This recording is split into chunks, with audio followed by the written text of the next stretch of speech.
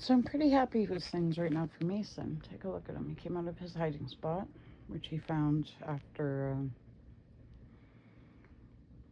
his boy human left him, with no notice or explanation for Mason either. Mason hasn't been pet since the end of since May 27th. But I brought the cat statement because it was time for me to do some lying down in my bed. Because I do have to change positions or else I get bed sores like I had on my ears. That's why I have that weird thing. I got bed sores on my ears.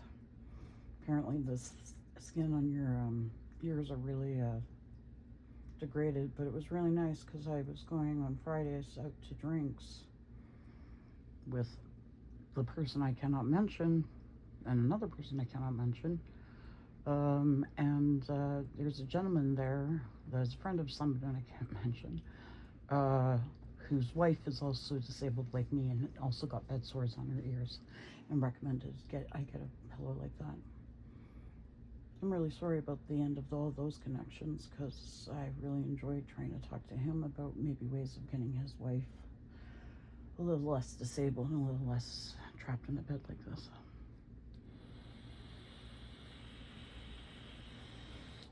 Spending a lot of time on the couch because it's different. And it's funny, with coercive control, when you're not aware of it, certain areas of the house become off limits to you and you don't even realize it until much later. So the living room being my room is very different. This was literally the only space that was really mine in the house. And thus my entire responsibility to clean, even though I can't even bathe myself. I can't even clean myself. How am I supposed to clean a house?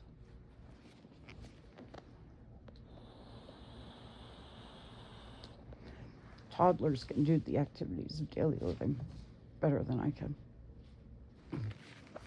Oh, sounds like chaos has started. Hey, chaos. Hello, Avalon. The chaos baby. Exploring my home. This is where I usually live. The rest of the house isn't really mine.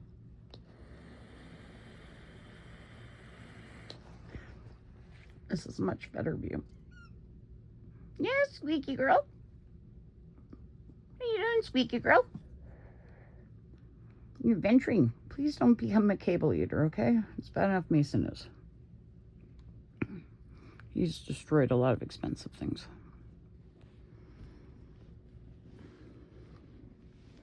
And since apparently we're not allowed to talk to the human... I don't understand my fucking life, people.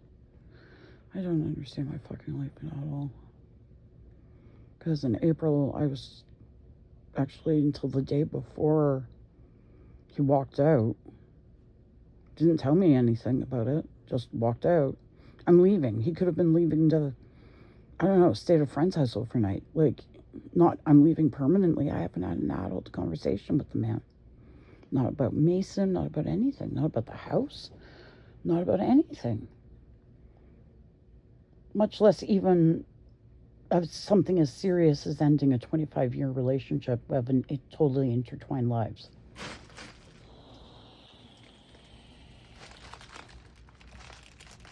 Oh yeah, she's going in my clothes closet, my box.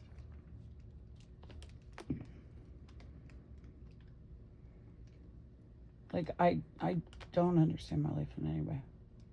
In July, I should have been camping and I should have had a husband at home taking care of Mason and going to work and me just taking care of my own shit. But right now, completely alone, and I'm facing down a criminal trial and nobody's explained to me yet what the fuck is going on. Like, this is my actual life being destroyed. I'm being brutalized by the fucking police. I've been sexually assaulted. I almost died. I almost fucking died on Wednesday. I almost fucking died. Like, people are sort of like, what the fuck? No, I am medically fucking fragile. I have a weak fucking heart. I have so many medical conditions, it takes an entire goddamn page if I listed them all. I'm fucking epically malnourished. I have horrific atrophy.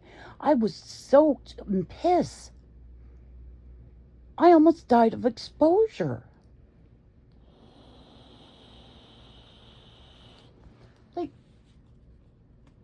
people, do you think I'm exaggerating about this shit? I'm an outdoors woman. That was my biggest fucking fear as soon as I realized how wet I was, how cold I was, and that I was unable to move my physical body to get out of the direct wind of the air vents. I got no medical fucking attention in any way. I saved my own fucking life on Wednesday. I'm tired of saving my own fucking life. Exposure. Your death. I'm cold.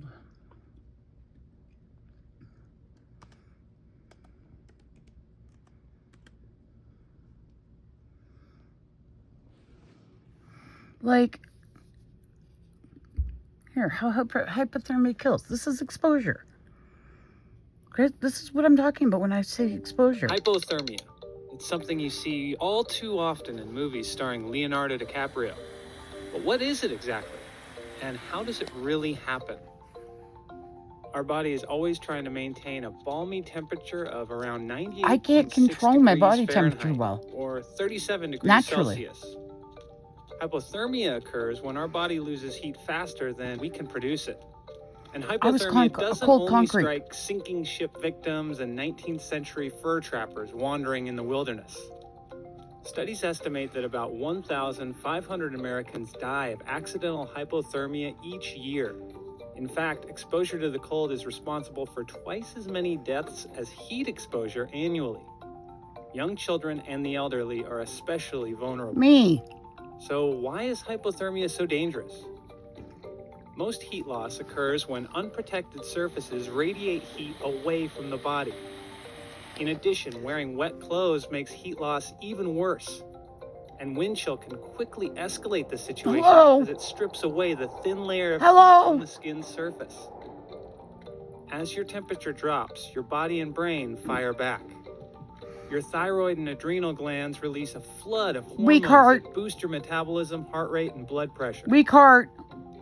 In the brain, the hypothalamus tells your blood vessels to constrict. This moves the blood further from the skin's surface where heat can escape. Your hypothalamus also signals your muscles to shiver, which kicks your metabolism into overdrive 2 to 5 times the normal rate. Thank God I didn't hit the shiver stage. I got movement back, I got a blanket over me. You'll hit severe hypothermia and be in serious trouble. Eventually, even your brain will grow colder. Nobody was checking at me. When this happens, it stops functioning properly, which can make you feel dizzy, disoriented, and even want to strip naked. Before too long, you'll run the risk of permanent brain damage. But just how long do you have? It's hard to know because each situation and person is completely different. However, radiologist Anna Bagenholm currently holds the record for surviving the coldest body temperature. After a skiing accident, she endured 80 minutes in freezing cold water. Her body temperature had plummeted to 56.7 degrees Fahrenheit, or 13.7 degrees Celsius. Hopefully that never happens to you, but here are some tips for treating hypothermia with several safety measures. Yeah, let's include these. Immediate first aid. Yeah. Victims can also be treated with warm IV fluids and saltwater solutions. And you can help avoid hypothermia with some safety measures, like wearing appropriate clothing, pajamas and a tank top in cold conditions, and letting people know what time you expect to arrive. I was in a monitored jail cell. Smart and dress smart, even if it makes you look like a giant marshmallow. I would have. But I didn't exactly have a choice about being dragged out in my very lightweight summer pajamas set. And then covering it in piss when I was unconscious. I don't even know when that fucking occurred either. I don't know what the fuck happened to me in that goddamn jail. But I do know I almost fucking died of exposure. I was not fucking kidding when I was terrified they were going to come through the doors and kill me. They almost fucking did. It was not the first fucking time. Ever since this horror started. There's a reason I didn't answer the door.